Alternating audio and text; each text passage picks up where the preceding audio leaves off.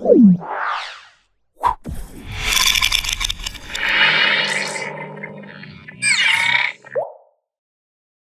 Hello నమస్తే, welcome back to our channel. ఈరోజు మనతో ఉన్నారు డాక్టర్ శ్రీ ఆచార్య అనంతకృష్ణ స్వామి గారు. గురువుగారితో మాట్లాడతాం.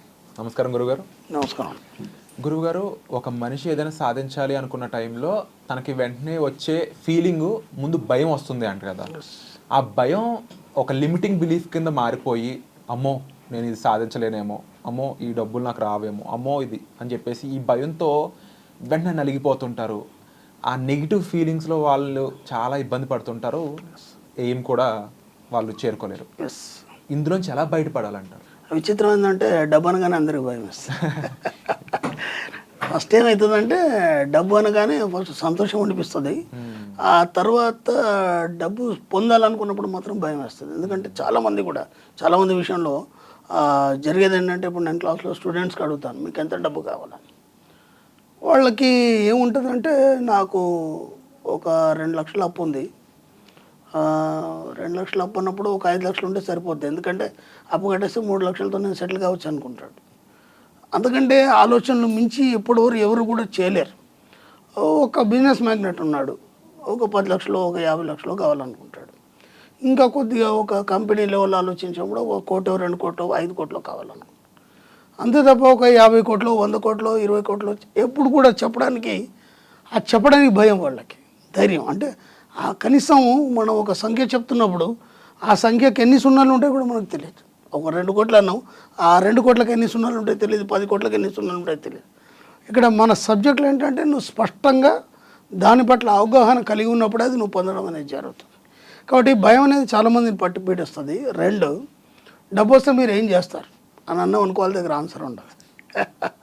ఎప్పుడో దేవుడే కనిపించాడు, మీకు దర్శనం ఇచ్చాడు, ఉన్న పలంగా ఓ 10 కోట్లు ఇస్తాను, నువ్వు ఏం చేస్తావని దేవుడే క్వశ్చన్ వేసాడు మిమ్మల్ని.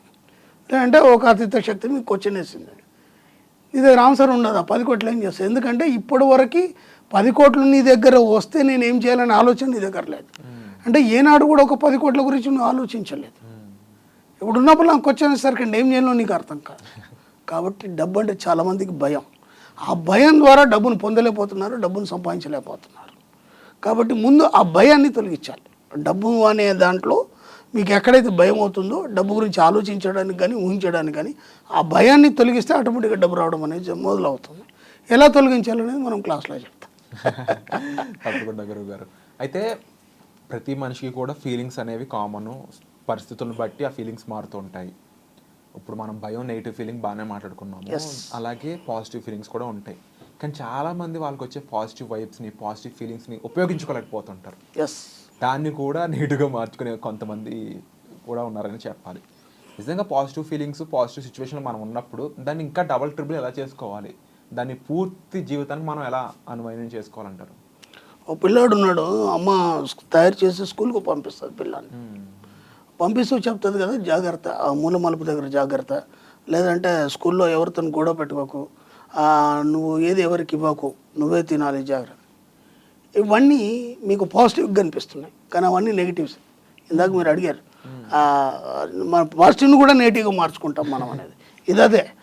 ఇప్పుడు వాడు ఉదయం లేవగానే వాడు మైండ్ ఏముంటుందంటే, నేను తొందరగా స్కూల్కి వెళ్ళిపోవాలి, అక్కడ మా ఫ్రెండ్స్ ఉంటారు, వాళ్ళతో నేను సరదాగా ఉండాలి, ఏమేమి హోంవర్క్ నేను రెడీ చేసుకున్నాను, టీచర్ అడగని నేను చెప్పాలి.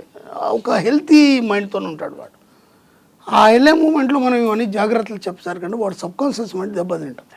ఇప్పుడు ఏమైపోతుంది, వాడు బాగానే ఉంటాడు, సరిగ్గా మూల మలుపు దగ్గర అమ్మ చెప్పింది గుర్తుకు ఆ జాగ్రత్తలో ఏదో చిన్న తేడా వచ్చి వాడికి ఏదో చిన్న దెబ్బ తగలడం కానీ పడడం కానీ జరుగుతుంది.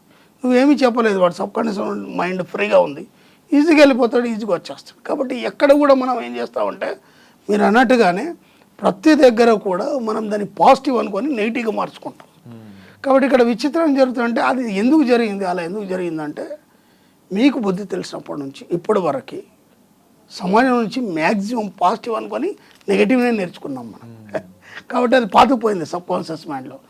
అది మీరు ఎంత బాగా ఆలోచించినా, ఎంత మనం పాజిటివ్గా పోదామన్నా సరే, అది నెగిటివ్ వైపే ప్రయాణం చేయడం అనేది జరుగుతుంది. కాబట్టి దాన్ని మార్చాలన్నప్పుడు ఆ యొక్క సబ్కాన్షియస్ మైండ్లో డిజైన్ని మార్చాలి పూర్తిగా. ఆ డిజైన్ని మార్చాలంటే దానికి మనం ముందు బ్రెయిన్ ట్రైన్ చేయాలి. ఆ బ్రెయిన్ డ్రైన్ ఎలా చేయాలి, సెల్ఫ్ హిప్నాసిస్ ఎలా చేసుకోవాలి, చేసుకొని మనం ఏది లేనిది కూడా ఉన్నట్టుగా మనం మెల్లిమెల్లిగా ఒక్కొక్కటిగా ప్రాక్టీస్ చేసుకున్నప్పుడు దాదాపు ఒక 40 డేస్లో మనం దాదాపు ఒక 50% రీచ్ కాగలుగుతాం.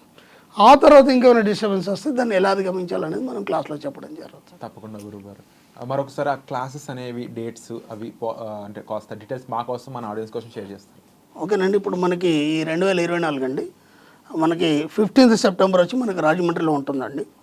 అలాగే 22nd సెప్టెంబర్ వచ్చి మనం రెగ్యులర్ క్లాస్ మళ్ళీ హైదరాబాద్లో ఉంటుంది. అలాగే 29th సెప్టెంబర్ వచ్చి మనకి అనంతపూర్లో ఉంటుంది. 6th అక్టోబర్ వచ్చి మనకి విజయవాడలో ఉంటుంది. అలాగే 27th అక్టోబర్ వచ్చి మనకి బెంగళూరులో ఉంటుంది. వీలైనంత తొందరగా మనం ఎన్రోల్ చేసుకోండి, ఎందుకంటే రష్గా ఉన్నాయి క్లాసెస్, జనాలు చాలా పెరిగారు, అందరికీ డబ్బు మీద అవగాహన వచ్చింది, దాంతోపాటు సంపాదించాలనే కసి వచ్చింది. ఇంతకుముందంటే ఏదోలాగా జీవించడం అనేది ఒకటి అలవాటు అయిపోయింది. మన వీడియోలు చూసిన తర్వాత, చాలామంది అచీవ్మెంట్స్ చూసిన తర్వాత అందరికీ ఒక రకమైనటువంటి కసి కూడా వచ్చింది. అన్నీ సంపాదించాలి, అన్నీ ఆనందంగా అనుభవించాలనే కోరికలు వచ్చింది. దానికి పడే డబ్బు ఎలా సంపాదించాలనేది కూడా మన క్లాస్లో మనం ఎన్నో అచీవ్మెంట్స్ చూస్తున్నాం. వీలైనంత తొందరగా ఎన్రోల్ చేసుకోండి.